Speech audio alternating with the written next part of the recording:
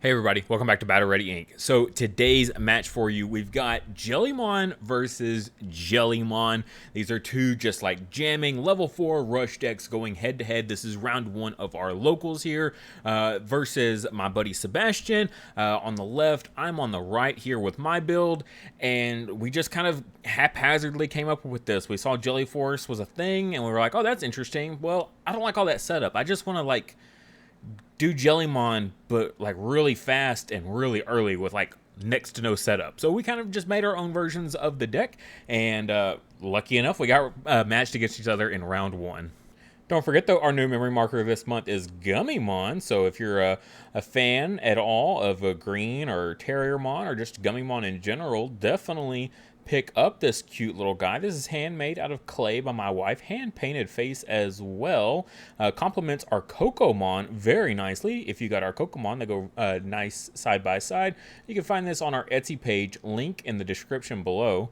Also there, you can find all of our previous memory markers that we featured on the channel, as well, such as the Cocomon, as well as some of our Battle Ready Inc. merch.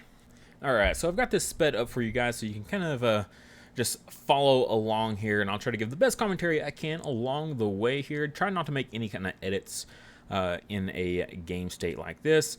We are running 5 eggs this time in this build, so do got to make sure to shuffle those up a little bit. So we see the promo Jellymon coming down there, and playing out the hard Vmon there for 3.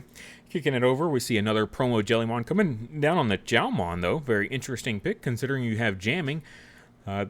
For sure, definitely a bit of an odd play, but maybe we'll see it come up here. Play the Davis there, add the Tesla Jelly to hand. Unfortunately, do bottom deck the Tamer needed for the Jelly. Here they see that jamming V swing in and hits into a Vidramon. Yes, old BT1 secret rare Vidramon. And then just playing the memory fixer to pass turn, the Kyoshiro memory fixer. Here we're going to see that Jellymon get promoted up. Got the Davis there, so making sure that they're going to stay at 3 memory for the rest of the game here. So got a good bit of memory here, but not going to be able to get that jamming, that much needed jamming off.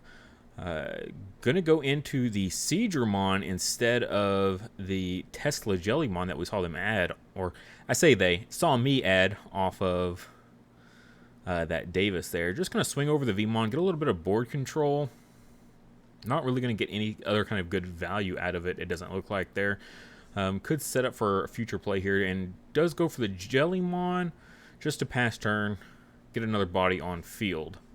So kicking it back over to the other Jellymon player here.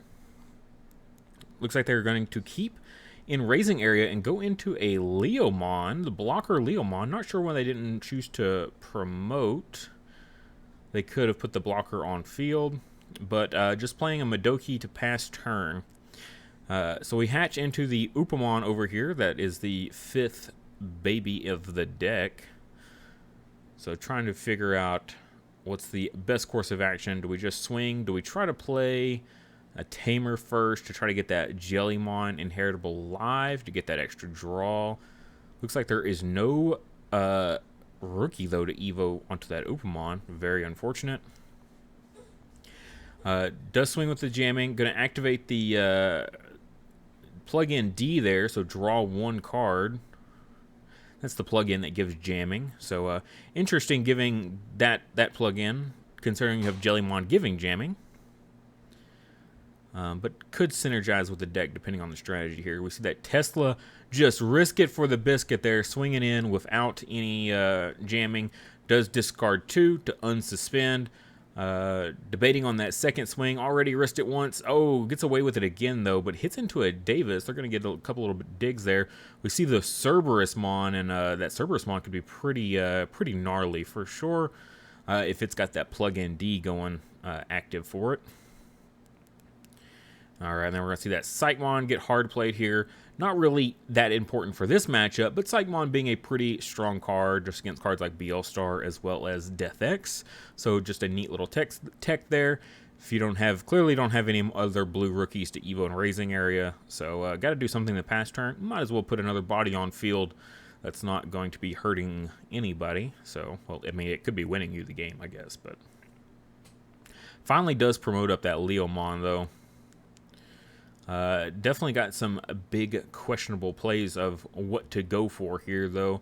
Do you sacrifice the Leomon? You're not going to be able to crash, if anything, because its DP is too low. You could just, I guess, suppose risk for going into security and just trying for something. Gain a little bit of extra memory, get a little bit of extra draw. But it's still not going to be enough to win them. Even with double hybrid, if they just went all out right here, would not be enough. So going to need a little bit more than that. So just going to get super risky here. Going into the Cerberusmon. So can get multiple swings here, but no jamming because they don't have the Kirishiro, the promo Kirishiro. And I believe that baby underneath is a Demi-Vmon. And then immediately hits into the Cerberusmon himself. Oof, so brutal. Not sure what that draw was for. Oh, it was for the attacking with the level 5 there. And then playing the Ice Wall to pass turn. Ice Wall, always such a drag of a card. But will... and with that Madoki there, there's no hammer sparking up. So paying 2, hits into another plug-in D, draw them a card, adds to hand. Definitely not doing them much good at this point in this matchup. Could swing just to go ahead and clear that last security. And in fact, does so here. Passes turn. It just hits into a Tesla Jelly. Still a huge uphill battle, though, for the left side there.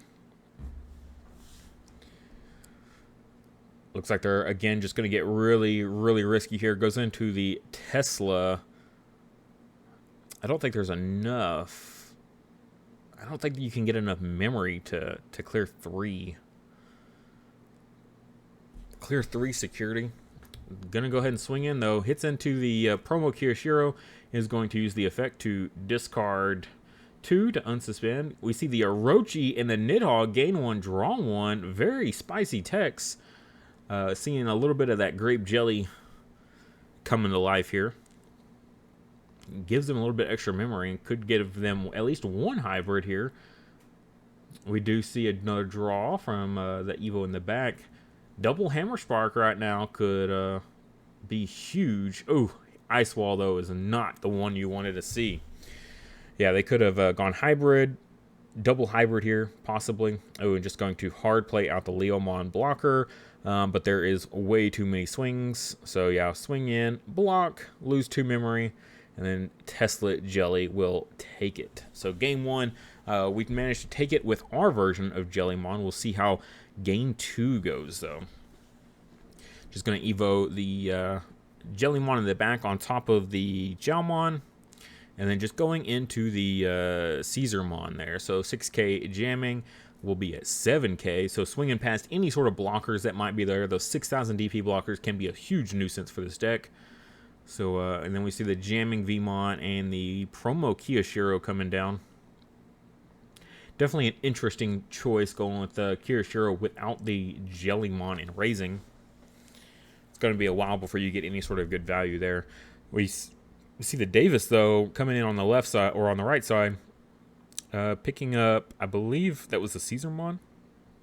It was very quick. I need myself to slow down a little bit there on that one. So passing it back over here, we should probably see the swing with the Vmon, get that draw. Nope. Goes for the Tesla instead of swinging with the jamming.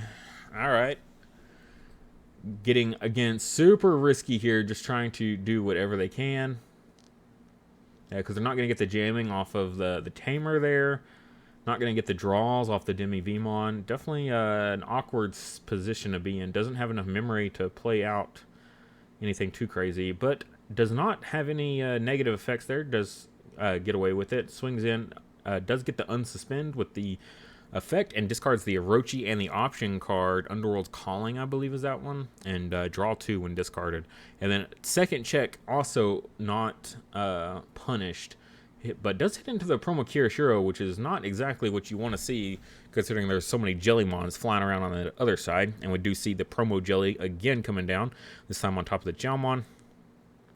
That Caesarmon going to be able to swing over the Tesla because of that the Jellymon baby, putting it up to 7k. Again, that Jellymon coming in super handy. Here we see the Digimon finally making an appearance, evoing on top of that Jellymon. Next turn, it'll have 2 swings with the Kyoshiro, giving it jamming. With the red plug-in, that's 4 security checks at jamming. That is lethal on board. The other player better figure something out really quickly on this one, or they're gonna have a bad time. Ooh, see the double hammer spark. I'll definitely let you know shouldn't be too many of those in security if that's the case. So it looks like maybe trying to choke the opponent at 1, play something for 3 possibly here. Oh, going to go for an Evo. Goes into the Cerberusmon, gets the draw. Unfortunately, Jellymon only works for level 4s, although the Frigimon is only 4K, so you actually don't have to worry about that. They would have to Evo the Frigimon, and they do not have the memory to get that Evo off. Even then, you know, if they're playing the Cerberus package as well, that they don't have the DP to get over your own Cerberus. So not a bad play there going into that Cerberus to pass turn. Choke them at 1, get a draw out of it. You've already got it lethal on board. There we do see the plug-in coming down. Reveal 3, add a Tamer to hand. None were revealed though, but does guarantee the plug-in in hand though for that Digimon swinging for 4 security checks next turn. Going to be very brutal. We'll have the Memory Fixer as well to help dodge any sort of hammer sparks that we might see, and then just playing a Frigimon to pass turn, just going to set up for hopefully lethal for them next turn if they can survive this one. It's definitely going to be tight though. Going to play out the plug-in. Gives it to the Cerberusmon instead though, so suspends the Tamer.